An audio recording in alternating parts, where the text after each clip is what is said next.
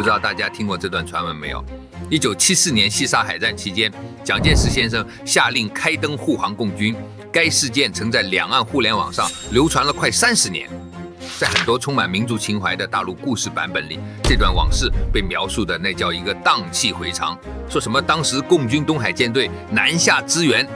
路过台湾海峡时，蒋介石先生不仅下令放行，甚至还亲自批示打开航向灯给他们指路，甚至还有人言之凿凿地脑补了蒋介石先生看着海图长叹一声。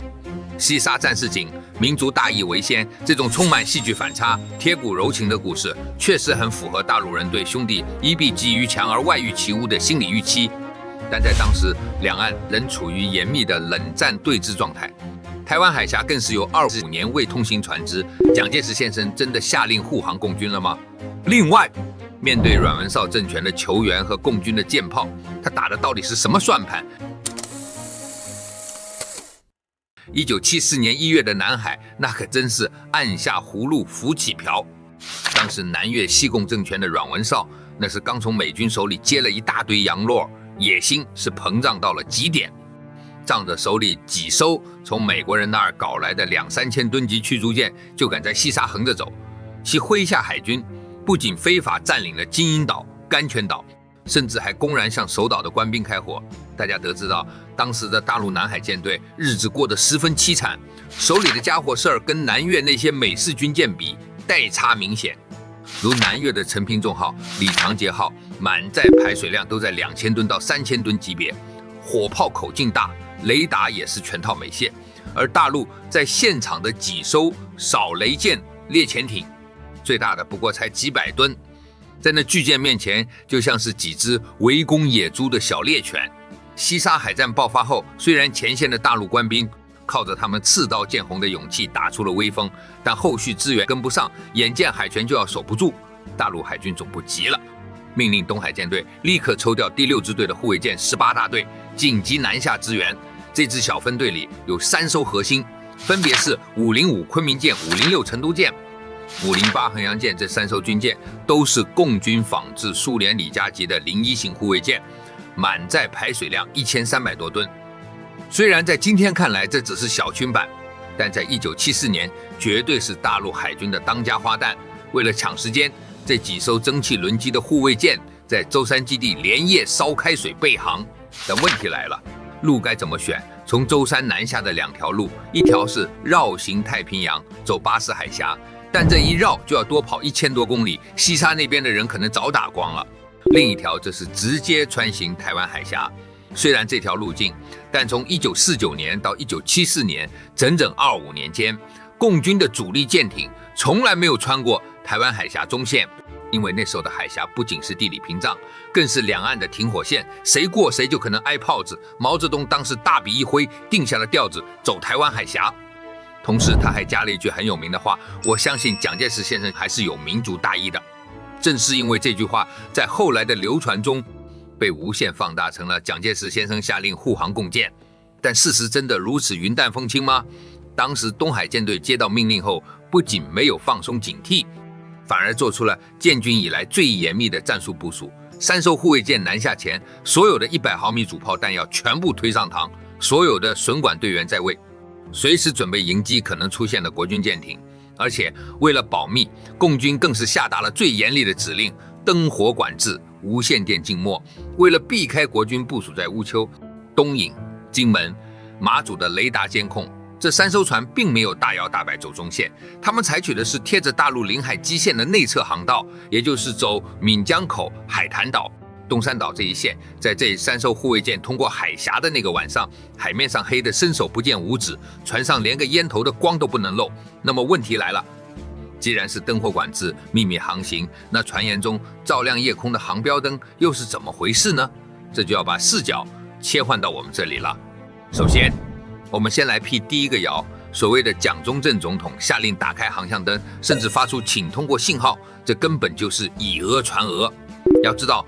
台湾海峡最窄的地方也有130公里，而这3艘护卫舰走的是内侧航道，探照灯哪怕是光柱顶上天，你也不可能在东引岛上看到什么灯，更别说给1000吨的共军军舰指路了。再说了，航标灯是固定在礁石上的，它又不是探照灯，根本不具备发送信号的功能。那我们国军到底知不知道共军军舰过来了？答案是绝对知道，哪怕共军实行了最严苛的无线电静默，但这1300吨的金属疙瘩在雷达屏幕上跟兔子头上的虱子一样明显。当时国军在乌丘、东引这些岛屿上布满了从美国引进的雷达，美国人的电子侦察机也在这一带转悠。事实上，当18大队通过东引岛附近海域时，我们国军的小型哨戒艇就已经在几海里外徘徊了。只是我们国军既没有喊话拦截，也没有开炮驱逐，更没有派出飞机轰炸，纯粹当看不见，这种视而不见的态度也被后来人解读成了蒋介石先生的温情。但事实真是如此吗？如果你站在当时台北当局的角度看，这其实是一次极其现实的地缘政治考量。首先是军事上的现实，虽然台北海军那时候还有不少美国给的驱逐舰，但1965年的2场海战让他们彻底变了心态。那2场海战，一场是86海战，另一场是东引海战，大陆称崇武海战。在那2次交手中，共军用排水量不到100吨的小鱼雷快艇，硬生生地击沉了台北海军的主力舰章江号和剑门号。在那之后，台北方面确立了一个原则，即在没有美国第7舰队明确授意和空中掩护的情况下，他们绝不会在大陆岸炮和航空兵的火力圈内主动挑火。而当时福州军区空军的歼6、歼7战机已经在跑道上挂弹待命，只要海面上一开火，天空瞬间就会被遮蔽。其次就是那个让人又爱又恨的猪队友南越西贡政权。西贡方面的阮文绍政府跟台北方面都属于那个年代的盟友。阮文绍年年都来台北拜码头，但阮文绍政府在南海的所作所为实在让蒋介石先生很难受，甚至是厌恶到了极点。其不仅侵占中国的西沙，还经常在南海骚扰台湾的渔民。之前视频老哥曾提到过，蒋介石先生骨子里是一个极端的民族主义者，领土主权就是他的底线。南越侵占西沙群岛的行为，在台北眼里简直就是吃里扒外。所以本期视频第一个问题的真相就是，台北方面选择了默许式通过，让共军去打南越，这叫借力打力，既保住了中国人的主产，又不用蒋介石先生背负背叛盟友。国际舆论在那几天的台海之间出现了一种人类战争史上极其罕见的景象：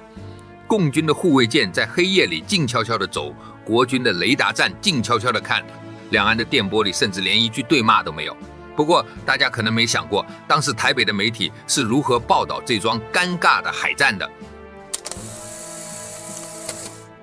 说句真心话，